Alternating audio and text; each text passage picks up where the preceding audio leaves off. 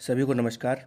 यह डिक्टेशन त्रिमूर्ति आशुलिपि एकेडमी के द्वारा दी जा रही है, जो कि बिल्कुल नया मैटर है और इसको आप बहुत अच्छे से लिखिए।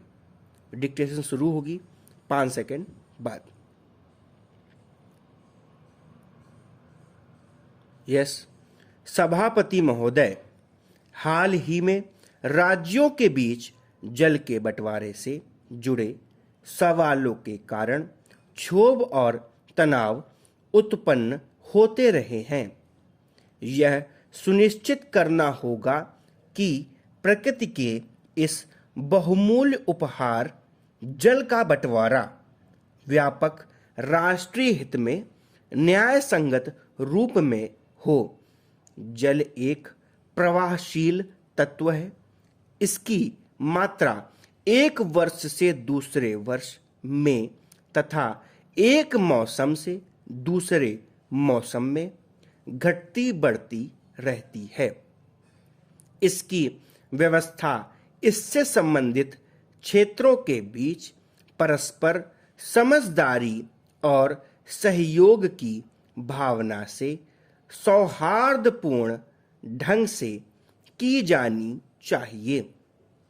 नदियों के विवादों का विषय होने की अपेक्षा विभिन्न क्षेत्रों के लोगों को जोड़ने वाली शक्ति होना चाहिए।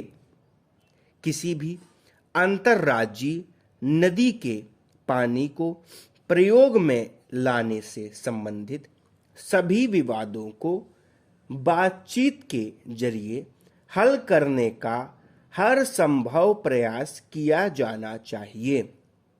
यदि ऐसा नहीं हो पाता है तो सरकार इस उद्देश्य के लिए विधि द्वारा स्थापित अधिनिर्णयन कार्यप्रणाली के माध्यम से इन विवादों का शीघ्र निपटारा सुनिश्चित करेगी।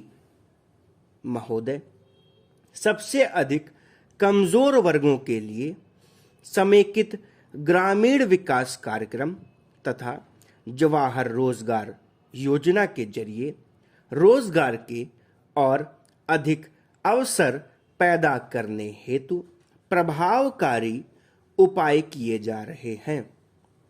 अनुसूचित जाति, अनुसूचित जनजाति तथा महिलाओं के लिए रोजगार के अवसर बढ़ाने के विशेष प्रयास किए जाएंगे।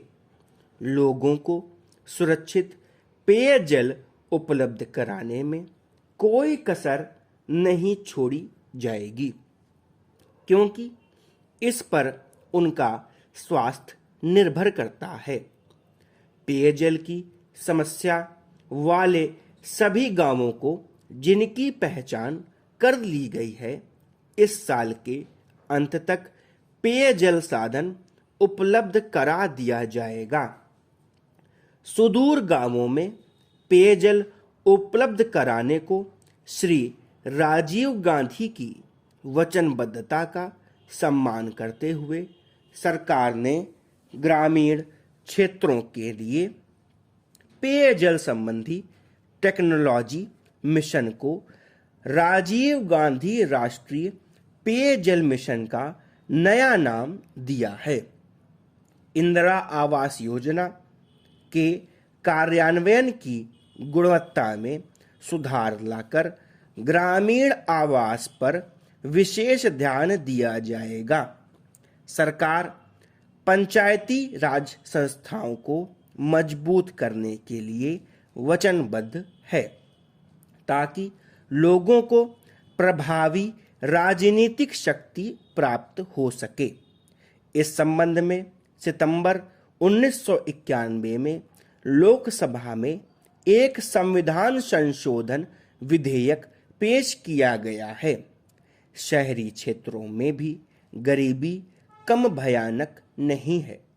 शहरी क्षेत्रों में रोजगार पैदा करने तथा गरीबी उन्मूलन संबंधी योजनाएं जारी रहेंगी।